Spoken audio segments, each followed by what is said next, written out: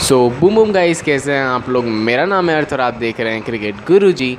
इस वीडियो में हम लोग बात करने वाले विकेट कीपिंग के बेसिक्स के बारे में। Let's go.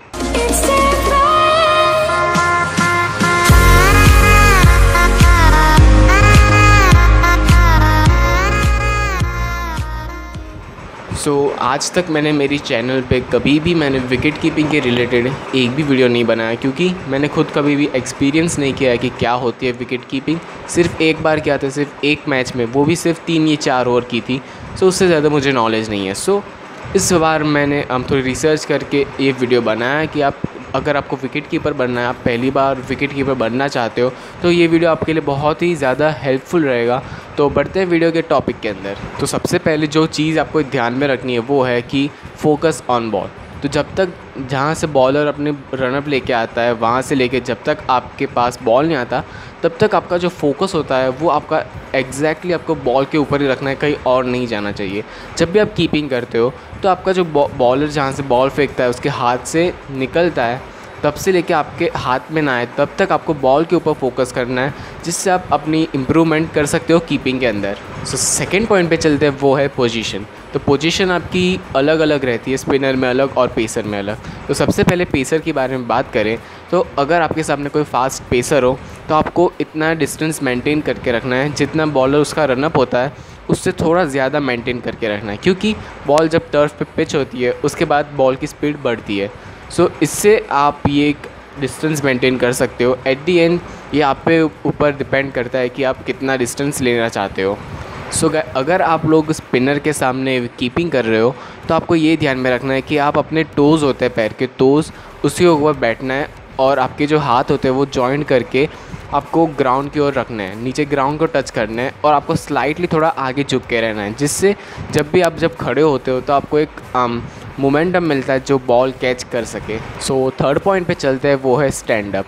स्टैंड अप मतलब दोनों में अलग होगा, पेसर और स्पिनर में। पेसर में इतना कुछ है नहीं, बहुत सिंपल है, आपको बस आपके नीज़ पे हाथ रख कीपिंग करनी है। लेकिन स्पिनर में ऐसा नहीं है। स्पिनर में आपको जब खड़े होते हो तो आपको स्क्वाट डाउन करते हो, तो इसमें आपको ये करना होता है कि आप जब तक बॉल बाउंस ना हो तब तक आप बॉल खड़े ही मत होइए। ये एक सिंपल सा रूल है, जो अगर जब तक आप बॉल बाउंस नहीं होता तब तक आपको खड़ा ही नहीं होना है। जैसे बॉल बाउंस हो उसके बाद आप खड़े हो जाओगे तो आपको इजीली आप हाइट से बॉल पकड़ सकते हो।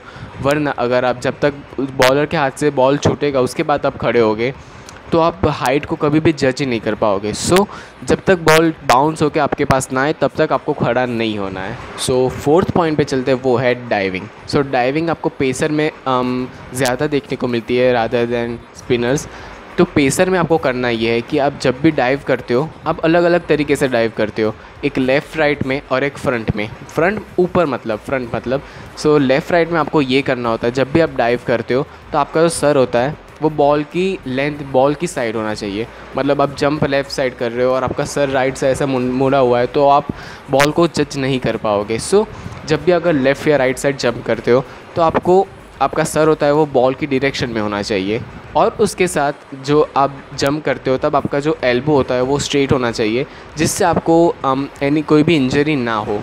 एंड हाँ गाइज़, अगर आप जब लेफ़्ट या राइट साइड जंप करते हो तो जैसे ही बॉल आपके हाथ में आता है उसके बाद आपको रोल करना है, जिससे आपको कोई दर्द इंजरी ना हो अगर आप जंप डाइव करते हो तो इसको आप ध्यान में रखना है कि आप जब भी डाइव लगाओगे तो आपको रोल आखिर में करना है। अब सेकंड जो इसके बारे में बात करते हैं, डाइविंग के बारे में सेकंड पार्ट है, वो है फ्रंट साइड। तो आप जब आगे जंप करते हो तो इसमें आपको थोड़ी बहुत सारी चीज़ें ध्यान में रखनी होती है। जब आप फ्रंट साइड जंप करते हो तो आपको ये ध्यान में रखना है कि आप एल्बोज़ को ऐसे मोड़ के कैच करो, वरना आप सीधे पकड़ने जाओगे तो बॉल आपके हाथ में बाउंस होके आपको लग सकता है या फिर बॉल छूट सकता है।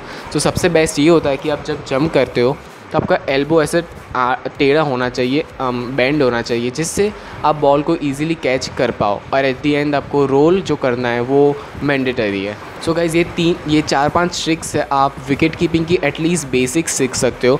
सो ये 3-4 बेसिक्स से आप अगर ये प्रैक्टिस करते हो, आप परफेक्शन के प्रैक्टिस करोगे तो आप बहुत ही अच्छे कीपर बन जाओगे। So thanks for watching and I will see you soon. And guys जाने से पहले मेरी गेमिंग चैनल है उसको सब्सक्राइब कर दीजिए, लिंक डिस्क्रिप्शन में मिल जाएगी, और मेरा डिस्कॉर्ड सर्वर ज्वाइन कर लीजिए। वहाँ पे बहुत सारे गेमिंग अपडेट्स और बहुत सारी चीज़ें आपको देखने को मिलेगी। सो thanks for watching and I'll see you soon.